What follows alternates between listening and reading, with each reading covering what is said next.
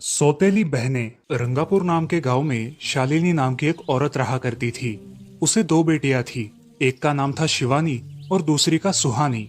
शिवानी जब छोटी थी तब उसकी माँ गुजर गई थी, जिसके कारण उसके पिता रघु ने दूसरी शादी कर ली। मगर उनका भी कुछ सालों में बीमारी की वजह से देहांत हो गया और इसी वजह से शिवानी के मन में उसकी माँ और बहन के प्रति प्रेम उत्पन्न नहीं हो पाया। शिवानी और सुहानी में हमेशा झगड़ा हुआ करता था। दोनों भी बहनें एक दूसरे से कभी प्यार से बात नहीं करती थी। शालिनी ये सब देख बड़ी चिंता में रहा करती थी। ऐसे ही एक दिन शिवानी सुहानी, चलो आ जाओ, खाना खा लो। हाँ माँ आई। हाँ माँ, मैं भी आई। ऐसा कहकर दोनों बेटियां वहां आ जाती है और देखती है तो उनकी माँ ने उन दोनों के लिए गाजर का हलवा बनाया था। वो देख सुहानी और शिवानी बहुत खुश हो जाती है। माँ, तुमने ये हलवा मेरे लिए बनाया है? मुझे बहुत पसंद है। मुझे पता है कि मेरी दोनों बेटियों को हलवा कितना पसंद है, इसीलिए तो मैंने तुम दोनों के लिए हलवा बनाया है। और मेरे लिए माँ? अरे हाँ बेटी, मैंने तुम्हारे लिए भी बनाया है। चलो अब जल्दी से खा लो, तुम दोनों को कॉलेज भी तो जाना है ना। जी माँ, मैं ये कटोरी ले लूँ? मुझे जल्दी पहुँचना है कॉलेज में। हाँ ले लो। और सुहानी, तुम ये वाली कटोरी ले लो। जी माँ। दोनों भी हलवा खाती है और एक दूसरे की ओर बहुत गुस्से से देखकर वहां से चली जाती है। वो दोनों भी कॉलेज में एक साथ पढ़ा करती थी। फर्क सिर्फ इतना था कि शिवानी 3rd ईयर में थी और सुहानी 1st ईयर में। उन दोनों में 2 साल का अंतर था। फिर भी दोनों में हमेशा नोकझोंक हुआ करती थी, जैसे कि वो दोनों एक दूसरे की दुश्मन हो। ऐसे ही एक दिन दीदी, मेरे कॉलेज की ट्रिप जाने वाली है। तुम्हारी भी ट्रिप जाने वाली है क्या? हाँ, मेरी भी जाने वाली है, मगर मेरा जाने का मन नहीं है। क्यों दीदी? क्योंकि वहाँ पे तुम हो। मुझे भी कोई शौक नहीं है तुम्हारे साथ आने का। मैंने ऐसे ही पूछ लिया। मैं जा रही हूँ। शिवानी और सुहानी एक दूसरे की ओर मुंह फेरकर वहां से चली जाती है। अगले दिन दोनों भी कॉलेज में जाती है। तब उनके टीचर उनसे पूछते हैं, शिवानी, तुम कॉलेज की ट्रिप में आने वाली हो? जी सर, मैं आने वाली हूँ। ठीक है, मैं तुम्हारा नाम लिखवा देता हूँ। जी सर। ऐसा बोलकर टीचर ट्रिप के लिए जाने वाले विद्यार्थियों की लिस्ट बना लेते हैं। घर आकर शिवानी और सुहानी ये बातें अपनी माँ को बताती है। सुहानी, शिवानी, तुम दोनों ट्रिप के लिए जा रही हो, मगर वहां जाके झगड़ा मत करना, नहीं तो ट्रिप पे जाने की कोई जरूरत नहीं है। नहीं माँ, हम झगड़ा नहीं करेंगे। हाँ माँ, हम झगड़ा नहीं करेंगे। तो फिर ठीक है, तुम दोनों जाओ। ये लो ट्रिप के लिए पैसे, और बाकी के ये तुम्हारे पास ही रखना। माँ, हम कल जाएंगे और 2 दिन के बाद वापस आएंगे। ठीक है, चलो अब सो जाते हैं, कल तुम दोनों को निकलना है। अब वो सब खाना खाकर सो जाती है। अगले ही दिन सुबह उठकर वो दोनों भी अपने अपने बस में बैठकर ट्रिप के लिए निकल जाती है और इधर शालिनी अपने काम में व्यस्त हो जाती है। ऐसे ही कुछ देर बाद शालिनी को शिवानी का फोन आता है। माँ, हम दोनों यहाँ ट्रिप की जगह पहुँच गए हैं। अच्छा बेटी, तुम दोनों ठीक हो ना? हाँ माँ, मैं रखती हूँ, हमें यहाँ अलग अलग स्पॉट देखने जाना है। ठीक है, और जब वक्त मिले तो फ़ोन कर देना। हाँ माँ, अपना और सुहानी का ख्याल रखना। हाँ माँ। फोन रखने के बाद शिवानी और उसके क्लास के सारे दोस्त वहाँ की एक जगह देखने जाते हैं। सुहानी भी उसके क्लास के साथ एक दूसरी जगह देखने निकल जाती है। सारे बच्चे एक साथ घूमकर वापस आते हैं। शिवानी सुहानी को ढूंढती है, मगर सुहानी उसे कहीं दिखाई नहीं देती। इसीलिए शिवानी को बड़ी चिंता होने लगती है। अरे, ये सुहानी कहाँ रह गई? इसका तो कुछ भी पता नहीं, कहाँ ढूंढूं इसे? तभी शिवानी को सुहानी दिखाई देती है और उसके जान में जान आ जाती है। सुहानी, कहाँ गई थी तुम? मुझे कितनी चिंता लग गई थी तुम्हारी। अरे, मैं यहाँ ही थी मेरी सहेलियों के साथ। मुझे कुछ नहीं हुआ। ऐसा बोलकर सुहानी वहाँ से चली जाती है। दूसरे दिन सब लड़के लड़कियाँ जल्दी उठकर अपनी तैयारी कर लेते हैं और पहाड़ पर जाने के लिए निकलते हैं। वो सब आज थोड़ा घूमकर शाम तक निकलने वाले थे। सब विद्यार्थी एक हिल स्टेशन देखने चले जाते हैं। शाम होने तक उस पहाड़ी का मजा उठाते हैं, लेकिन सुहानी बिना किसी को बताए उस पहाड़ी के एक अनजान हिस्से में चली जाती है। वहाँ का मनमोहक दृश्य देखते देखते गलती से उसका पैर फिसल जाता है और वो वहाँ से नीचे गिर जाती है। शाम हो जाने के कारण सभी विद्यार्थी वहाँ से निकलने लगते हैं और यहाँ सुहानी एक पेड़ के सहारे उस पहाड़ी की चोटी पर लटकी रहती है। शिवानी सभी विद्यार्थियों में अपनी बहन को ढूंढती है, लेकिन वो उसे कहीं नहीं मिलती। सुहानी को ढूंढते ढूंढते शिवानी वापस उसी पहाड़ी के पास आती है और उसे आवाज लगाती है। सुहानी, सुहानी कहाँ हो तुम?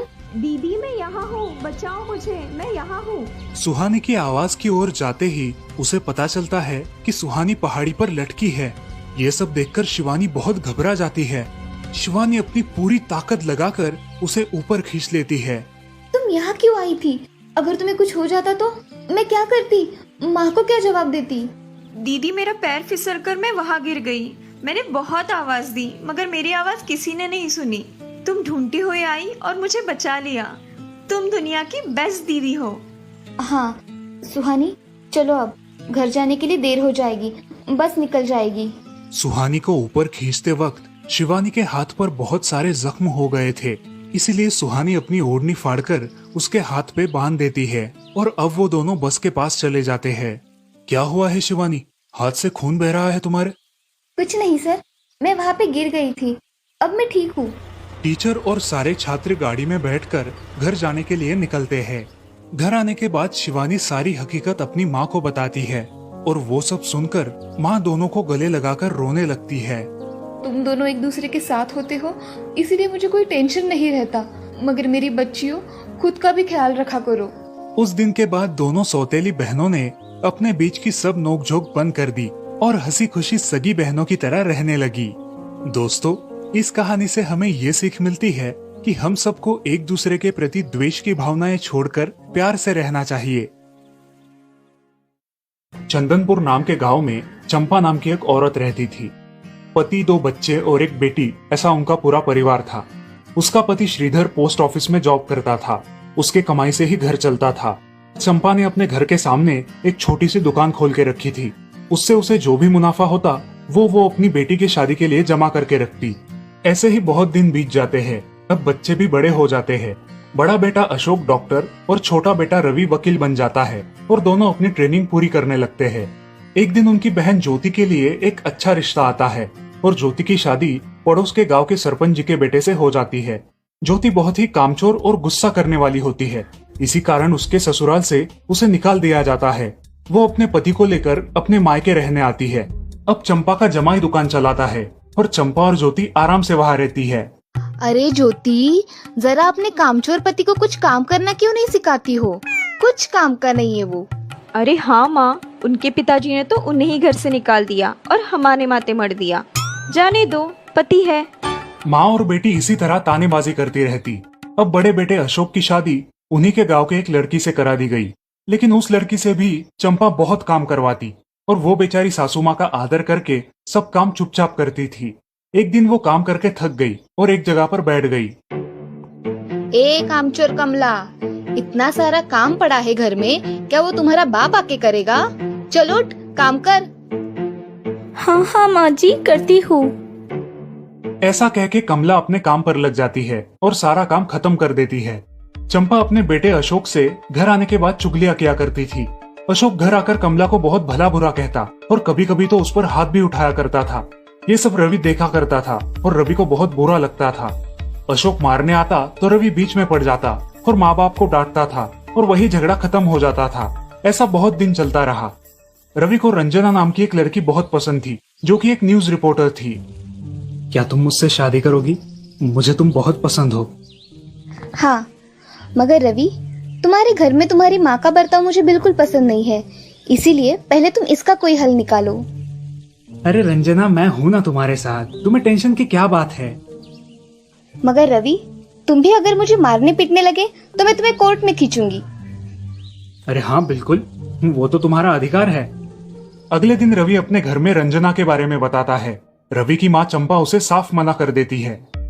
रवि, तुम्हें कुछ समझ आता है या नहीं? अपनी बिरादरी की लड़की से शादी करो बेटा। इस घर में ये आखिरी शादी है और मेरे भी कुछ अरमान है बेटा। अजय, आप कुछ कहते क्यों नहीं? हाँ बेटा, तुम्हारी माँ सही कह रही है, तुम इसकी बात मान जाओ बेटा। नहीं पापा, मैं शादी करूंगा तो सिर्फ रंजना से, वरना मैं शादी नहीं करूंगा। सब चुप हो जाते हैं। अगले दिन रवि मंदिर से शादी करके घर आता है। सब अचरज से रवि की ओर देखते हैं और चुपचाप अपने कमरे में चले जाते हैं। कमला उन दोनों का स्वागत करती है और वो दोनों अपने कमरे में जाते हैं। कैसे लगा मेरा घर? अच्छा है, मगर सब मिलजुल के रहे तो और भी अच्छा होगा। रंजना, तुम्हें मेरी माँ को सबक सिखाना होगा, तभी घर के सारे सदस्य ठीक हो जाएंगे। ठीक है रवि, जैसा तुम चाहो। अगले दिन रंजना अपने घर के मंदिर में पूजा करने जाती है। तभी रुको, मेरे भगवान के मंदिर में तुम मत आओ, जाओ यहाँ से। ये कहकर सास रंजना को वहाँ से भगा देती है और घर के किसी भी काम को करने से मना कर देती है। तब क्या माँ जी, आज से मैं इस घर की बहू हूँ। इस घर पे मेरा भी उतना ही अधिकार है जितना कि आपका। क्या बोल क्या रही हो? निकल जाओ मेरे घर से। खबरदार अगर हाथ भी लगाया तो। पता है ना, मैं न्यूज रिपोर्टर हूँ। रातों रात खबर छाप दूंगी और कोर्ट के चक्कर लगेंगे वो अलग, समझिए आप। सास चुपचाप देखने लगी और उसकी बेटी और ससुर भी देखते ही रह गए। रंजना ने कमला से कहा, दीदी, मुझे आपसे काम है, आप मेरे कमरे में आइए। और हाँ, आज से खाना ज्योति दीदी आप बनाएंगी। अरे माँ, तुम कुछ बोल क्यों नहीं रही हो? ये मुझे काम करने को बोल रही है। अजय, सुनते हो? चलो मेरी मदद करो। हाँ आता हूँ। ज्योति किचन का काम करने चली गई और सास बाहर का काम करने लगी। रंजना कमला को लेकर अपने कमरे में गई और उससे कहा, कमला दीदी, आप कुछ कहते क्यों नहीं? आप चुपचाप सह लेती हो, उसका ये नतीजा है। अब देखो दीदी कैसे काम कर रही है।